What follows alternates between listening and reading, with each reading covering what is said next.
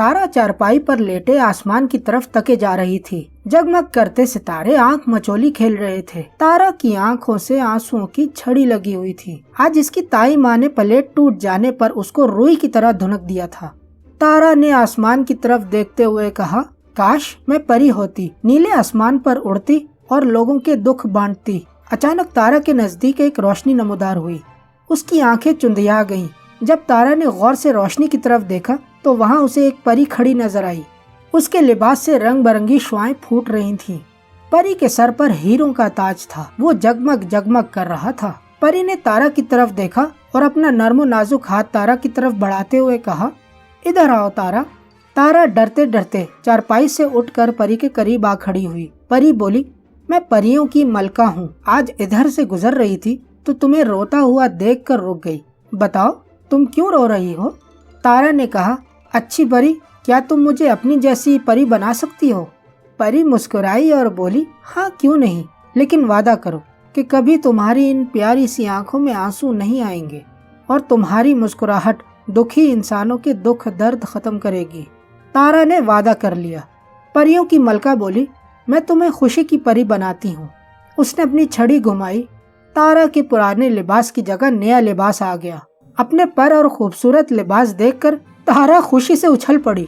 इसके अलावा तारा के सर पर नीले रंग का ताज भी आ गया था, जिसमें नीलम जड़े हुए थे। उनमें से नीली शुआएं निकल रही थीं। तारा ने अपने हाथ में पकड़ी हुई छड़ी ऊपर की। इसके साथ ही वो उड़ने लगी। तारा यानी खुशी की परी की नजर अब एक इमारत की तरफ थी, जहाँ से धुआं उठ रहा था। जब वो इमारत के करीब पहुंची तो देखा कि एक फ्लैट में आग लगी हुई है। लोग आग बुझाने की नाकाम कोशिश कर रहे हैं। फ्लैट की मालकन की आंखों से आंसू बह रहे हैं। वो रो रो कर लोगों से कह रही थी, मेरे बच्चे को बचा लो, वो फ्लैट में रह गया है। लेकिन कोई भी आग की वजह से फ्लैट में जाने के लिए तैयार नहीं था, बल्कि लोगों ने बच्चे की माँ को भी अंदर जाने से रोक रखा था। खुशी की परी तारा तेजी से फ्लैट में दाखिल हो गई। उसने फ्लैट के कमरे से बिलखते बच्चे को उठाया और जल्दी से बाहर आने लगी। इस वक्त बढ़ती हुई आग ने इसके लहराते हुए लंबे बालों को पकड़ लिया। तारा पर तो बस एक ही धुन सवार थी कि किसी तरह से बच्चे को आग से बचाने के बाद बाहर ले जाए। वो बाहर तो निकल आई, लेकिन इतनी देर में उसके आधे बाल जल चुके थे। खुशी की परी ने बच्चे को उसकी माँ के हवाले किया। माँ खुश होकर अपने बच्चे को प्यार करने लगी।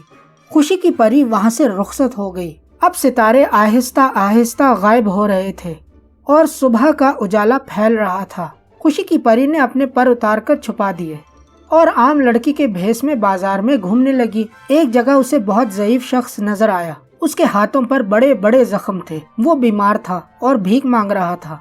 खुशी की परी को उस पर बहुत तरस आया। उसने अपनी छड़ी घुमाई। उसके हाथ में बहुत से रुपए आ गए। खुशी की परी ने वो तमाम रुपए उसके कशकोल में डाल दिए और उससे बोली, बाबा शाम को मैं तुम्हें तुम्हारे घर छोड़ आऊंगी। बूढ़े ने उसे ढेरों दुआएं दी। खुशी की परी आगे रवाना हो गई। सारा दिन बाजार में घूमती रही। दोपहर को इसने घंटी की आवाज सुनी। स्कूल के बच्चों को छुट्टी हो गई थी। खुशी की परी ने नन्हे मुन्ने बच्चों को सड़क पार करवाई। इस तरह छोटे मोटे काम करते हुए शाम हो गई।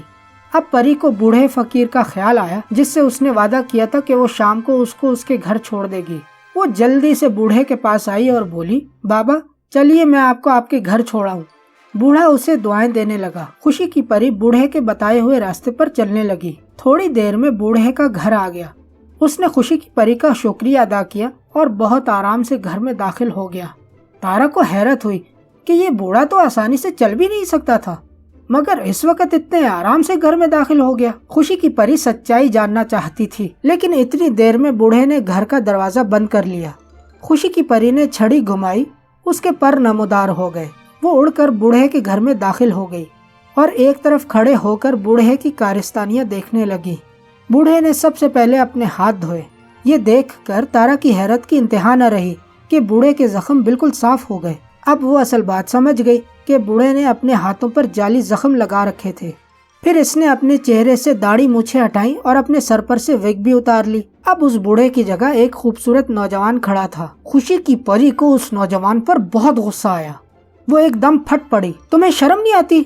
अच्छे खासे हट्टे कट्टे होकर भीख मांगते हो। जाली फकीर خوشی کی پری کی آواز سن کر گھبرا گیا۔ وہ حیران و پریشان خوشی کی پری کی طرف دیکھ رہا تھا جس کی شکل اس لڑکی جیسی تھی جو اسے دروازے تک چھوڑنے آئی تھی۔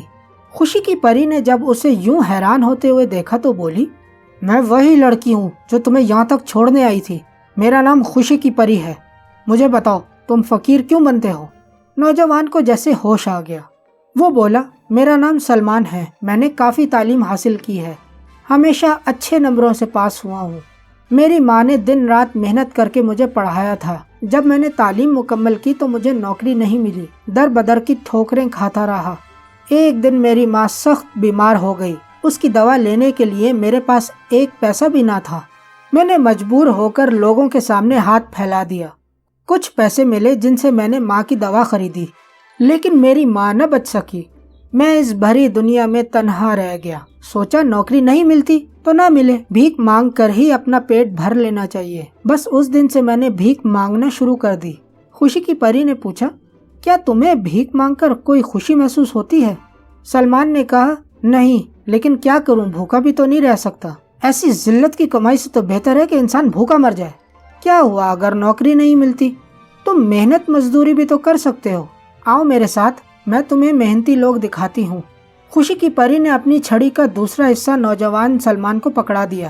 اب وہ دونوں آسمان پر اڑ رہے تھے۔ خوشی کی پری ایک احاطے میں اتری۔ یہ نابیناؤں کا ادارہ تھا، یہاں نابینا لوگ بیٹھے کرسیاں بن رہے تھے۔ خوشی کی پری وہاں سے اڑی اور دوسری جگہ گئی۔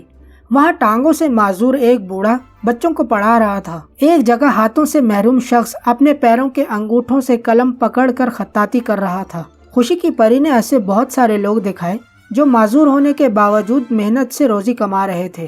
خوشی کی پری نے سلمان سے کہا، یہ لوگ دیکھ رہے ہو، یہ کسی پر بوجھ نہیں بنے ہیں بلکہ خود اپنے ہاتھوں سے محنت کر کے روزی کما رہے ہیں۔ تم تو ماشاءاللہ ٹھیک ٹھاک ہو، پھر تم محنت مزدوری کیوں نہیں کرتے؟ سلمان کی آنکھوں میں آنسو آ گئے۔ اس نے کہا، اچھی پری مجھے معاف کر دو، میں وعدہ کرتا ہوں کہ آئندہ محنت مزدوری سے روزی کماؤں گا۔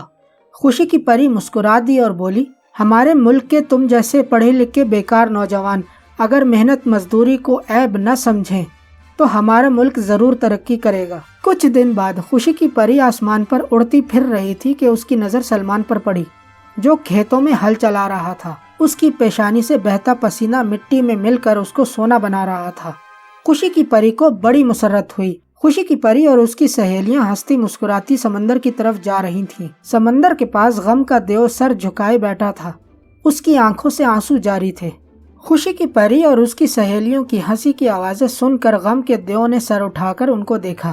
اے غم کے دیو، تو کیوں رو رہا ہے؟ غم کا دیو بولا، میں اس دنیا کو دیکھ کر روتا ہوں۔ غریب بچے جن کو پڑھنے کا شوق ہے وہ دن بھر محنت مزدوری کر کے بھی رات کو پڑھتے ہیں، دوسری طرف جن کے پاس ساری سہولیات موجود ہیں وہ پڑھائی سے جی چراتے ہیں۔ انصاف کا یہ حال ہے کہ بے قصور پکڑے جاتے ہیں اور قصوروار چھوٹ جاتے ہیں۔ مال و دولت کی وجہ سے بھائی بھائی کا خون کر رہا ہے۔ خوشی کی پری غم کے دیو کی باتیں سن کر مسکرائی اور بولی، دیکھو تمہاری آنکھوں سے بہتے ہوئے آنسوؤں سے سمندر کا پانی نمکین ہو گیا ہے، پہلے اپنا منہ ہاتھ دھو لو۔ غم کے دیو نے سمندر میں غوطہ لگایا اور دوسرے ہی لمحے باہر نکل آیا۔ خوشی کی پری بولی، بھائی غم کے دیو، وعدہ کرو کہ آئندہ کبھی آنسو نہیں بہاؤ گے۔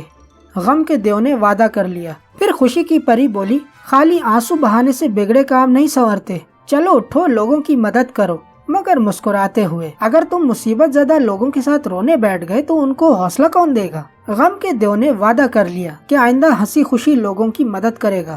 خوشی کی پری ہنستی مسکراتی گھر آ رہی تھی کہ اچانک اسے کسی نے جھنجھوڑ دیا۔ تارا نے ایک دم آنکھیں کھول دی تو دیکھا کہ اس کے سرانے اس کی تائی اماں کھڑی تھیں۔ تو کیا یہ سارا خواب تھا؟ لیکن اس خواب نے تارا کے اندر ایک حوصلہ پیدا کر دیا۔ وہ ہر کام خوشی خوشی کرتی، وہ ہمیشہ دوسروں کی مدد کرتی۔ ایک دن یہی تارا رفتہ رفتہ ایک بڑی پروفیسر بن گئی، لیکن یہ خواب آج بھی نہیں بھولی جس نے تارا میں محنت، سچائی، خدمت اور مسکراتی زندگی کا حوصلہ بیدار کیا تھا۔